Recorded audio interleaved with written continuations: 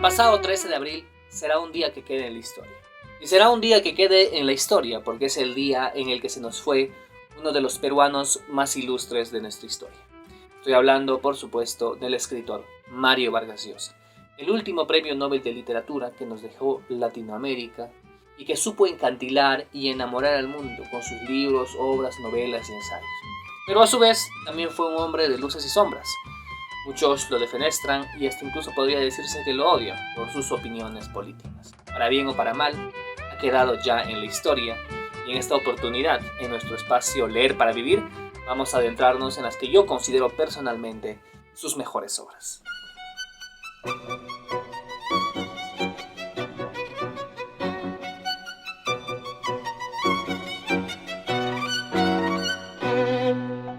La primera vez que yo leí a Mario Vargas Llosa, para serles bastante sincero, fue a través del libro Los jefes y los cachorros. Y fue curiosamente allá por el año 2010, año en el que nada más y nada menos Mario se alzaría con el Premio Nobel de Literatura. Un premio que le había sido esquivo muchos años antes, pero que gracias a su talento, perseverancia y esmero, logró conseguir y es para mí, junto con el de Gabriel García Márquez, uno de los reconocimientos más justos que ha dado la Academia Sueca, a diferencia de lo que hemos tenido en estos últimos años. Son varias las obras que he leído de él. He leído Pantaleón y las visitadoras, he leído La Casa Verde, La Fiesta del Chivo.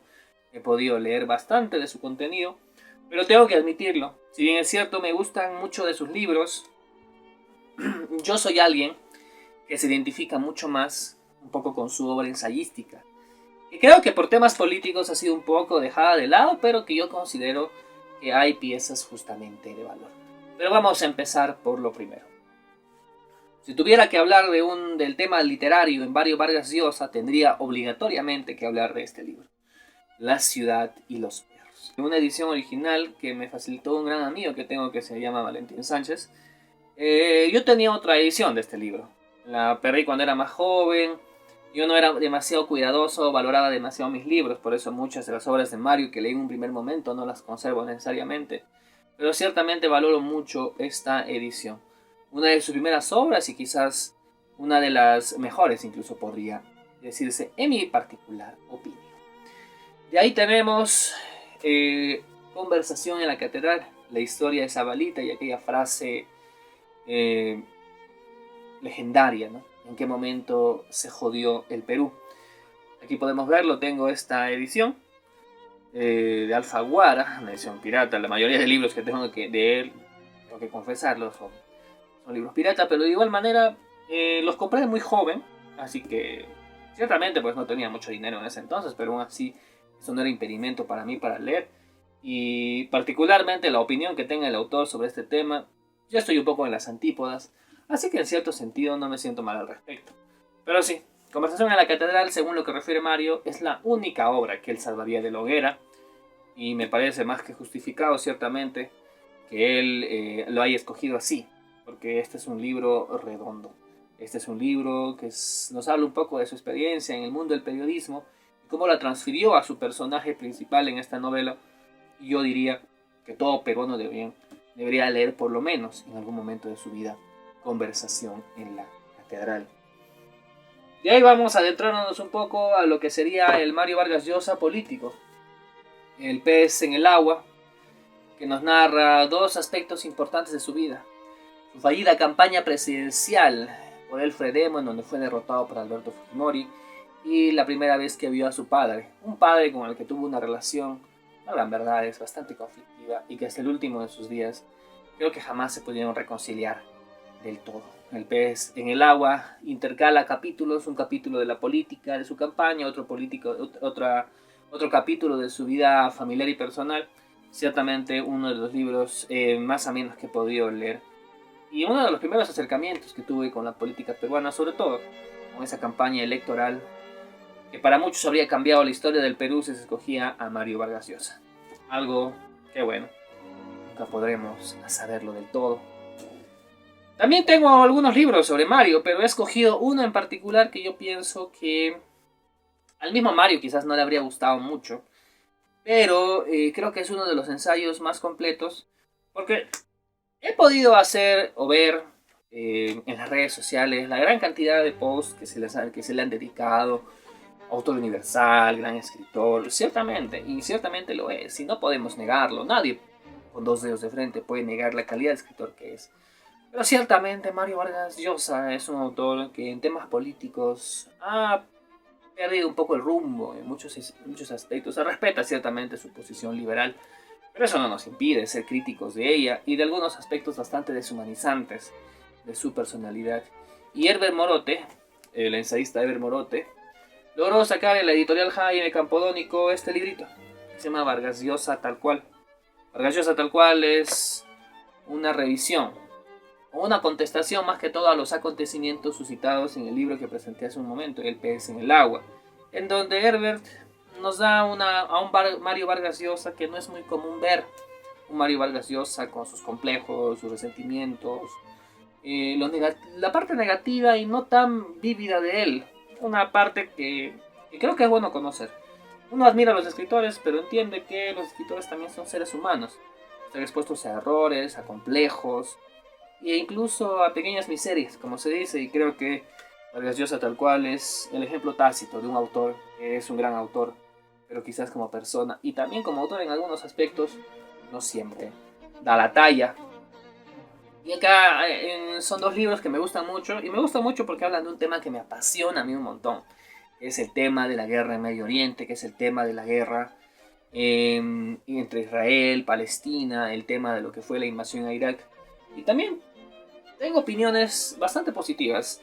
Uno pensaría que ciertamente este libro, que es Israel-Palestina, Paso a Guerra Santa, de Mario Vargas Llosa, sería una especie de elogio u oda a Israel, a la política, porque está muy vinculado a la derecha y a los gobiernos liberales. Y no es así. Mario Vargas Llosa llama las cosas por su nombre. Llama a lo que es lo que está pasando en Palestina en ese momento es un genocidio. Pero ciertamente su posición es pro-israelí. Pro-israelí en el sentido de que él no está de acuerdo con los grupos como Hamas o Hezbollah, pero de todas maneras eso no le impide ver la realidad del drama humanitario y de las masacres y muertes que han habido en Palestina. Cita a un personaje que él considera nefasto, como fue el ex primer ministro israelí Ariel Sharon, las masacres de Sabra y Shatila, por ejemplo, que fueron violaciones flagrantes a los derechos humanos, como los asentamientos israelitas en zonas que eran propiedad de los palestinos, es algo que agrava la guerra, y es una posición bastante moderada, y él mismo dice, él en algún momento fue alguien de izquierdas, y justamente en conversación en la catedral se nota, pero él en algún momento de su vida también dijo, si yo me sigo considerando de izquierdas en algún país, ese país es Israel, porque es la izquierda israelí, justamente una que está en contra de la guerra, una que está en contra de la masacre y el genocidio, y una que hasta la fecha ha hecho de todo para tratar de acabar con el gobierno del nefasto Benjamín Netanyahu, pero ha tenido poco éxito en el camino, y Mario Vargas Llosa les ha mostrado un abierto apoyo en este libro, y al parecer su opinión no cambió mucho en los últimos años, cosa que se saluda, ya que, bueno, ciertamente apoyar a Keiko Fujimori es lo que pudo haber decepcionado a muchos, pero considero que, fuera de todo, en el tema del Medio Oriente, su posición no ha degenerado tanto en ese aspecto. Tenemos también el libro Diario de Irak, también fruto de un viaje con su hija Morgana Vargas Llosa. Mario Vargas Llosa da una opinión que yo considero también importante. Si bien es cierto, él también cuestiona las razones por las cuales Estados Unidos y esa coalición internacional invade Irak en su momento. También es enfático en señalar que Saddam Hussein fue un tirano durante el tiempo que gobernó Irak. Tanto fue así que incluso a Saddam Hussein se le consideraba como el carnicero de Bagdad. Y él en este libro nos menciona un poco los resultados que ha tenido la intervención de Estados Unidos en el Medio Oriente y de cómo algunas personas estaban agradecidas por la retirada del gobierno tiránico de Saddam Hussein. Eso sí, creo que hay obviedades sobre el tema del petróleo, sobre el tema de los recursos, que quizás Mario no se adentra mucho, aunque ciertamente es un libro que parte más de su experiencia y su visión personal. Y Diario de Irak es, creo yo, un libro bastante obligado, junto con Israel y Palestina, Paso a Guerra Santa, para los que quieren conocer un poco el fenómeno del Medio Oriente. Como ustedes han podido ver, yo soy más un lector de ensayos de Mario. Su literatura me gusta, pero sus ensayos, tengo que decir, no todos ciertamente, Utopía Arcaica no me ha gustado para nada, tampoco me gustó demasiado los últimos libros que sacó sobre temas del liberalismo, pero aún así se puede rescatar mucho de él. Tenemos aquí otro de sus libros, que es La civilización del espectáculo. Muchos dijeron que Mario era un poco hipócrita en el sentido de que en este libro él cuestiona la frivolidad de la industria de la moda, del entretenimiento. Dice que la gente ya no busca la cultura, la gente busca la inmediatez, la gente busca la diversión, todos se han vuelto frívolos. Pero bastante frívolo fue él estando con alguien como Isabel Presley. Pero ciertamente tampoco podemos decir que su opinión haya cambiado mucho en ese aspecto. Él, en esta serie de artículos que publica, critica bastante duramente la industria del entretenimiento y cómo él incluso dice que a la larga pues jamás podríamos volver a tener un Tolstoy, jamás podríamos tener un escritor de la altura de los anteriores, porque la sociedad ha degenerado tanto que eso es muy difícil. Un libro importante, yo se los recomiendo sobre todo a quienes estudian sociología, y es un muy buen libro y ciertamente el mundo y el estudio del arte es algo que a él le gusta bastante. Y vamos a encontrarnos con un viejo conocido y uno de mis ensayos favoritos. Espero que algún día me inspire quizás a hacer mi propia historia, quién sabe. Cartas a un joven novelista. Agarro mucho el título de ese famoso libro de Rainer Maria Rilke, que es o Rilke quiero decir, que es Cartas a un joven poeta. En Cartas a un joven novelista, Mario, a través de grandes autores como Cortázar, como Hemingway, como Kafka, da algunos consejos bastante útiles a aquellos que quieran hacer sus propias novelas, sus propios libros, sus propias historias. Es una forma que tiene Mario de hablarnos y decirnos, oye, lo que yo hago lo puedes hacer tú también. Y es bastante motivante. Un libro que creo que deberían leer los chicos que quieran aprender a escribir, quieran aprender o quizás en un futuro hacer sus propios libros. Lo valoro bastante. Los ensayos de Mario para mí son obras justamente olvidadas en algunos aspectos. Yo quisiera un poco resaltar esa parte de la obra de Mario que a mí me ha marcado bastante. Más que su literatura, el Mario ensayista me ha hablado más personalmente y siento que no sería quien soy si no fuera por Mario. No la literatura ni la lectura me habría llegado a gustar tanto también de no ser porque hallé en los libros de Mario una forma para conectarme con ese lado mío, que es el lado del lector apasionado.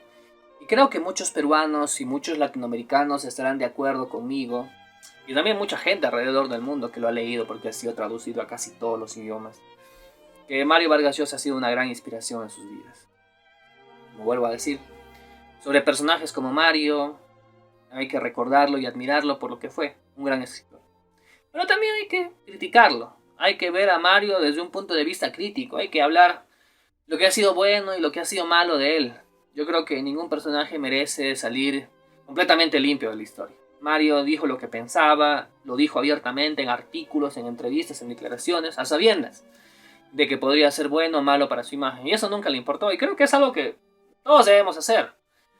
A todos nos puede parecer mal o bien algo, y hay que decirlo. Y eso no nos hace ni más ni menos, y ciertamente no empaña su obra literaria.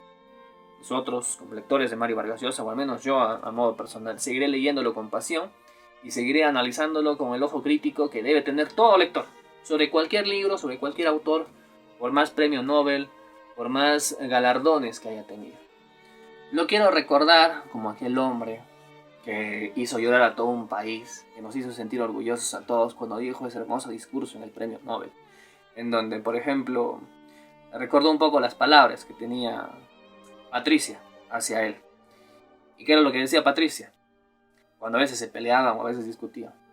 Y me dio mucha risa y me parece bastante tierno recordar también un poco a Patricia y también lo que fue un poco su relación con Mario. Mario, la verdad es que tú para lo único que sirves es para escribir. Y él dijo, ella pensó que podría estarme criticando, pero me hizo el mayor de los elogios. Y también lo recordaré como aquel hombre que con un rostro desencajado, quién sabe si por la edad o quizás un poco por las circunstancias, recibió un galardón de Dina Boluarte, algo que ciertamente nos decepcionó a muchos.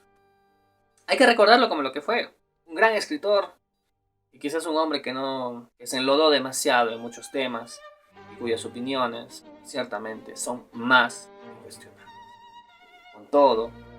Finalmente, solo me queda decir muchas gracias, Mario, por todas tus obras. Y a ustedes por seguirnos en este pequeño espacio llamado Leer para Vivir. Nos estaremos reencontrando próximamente.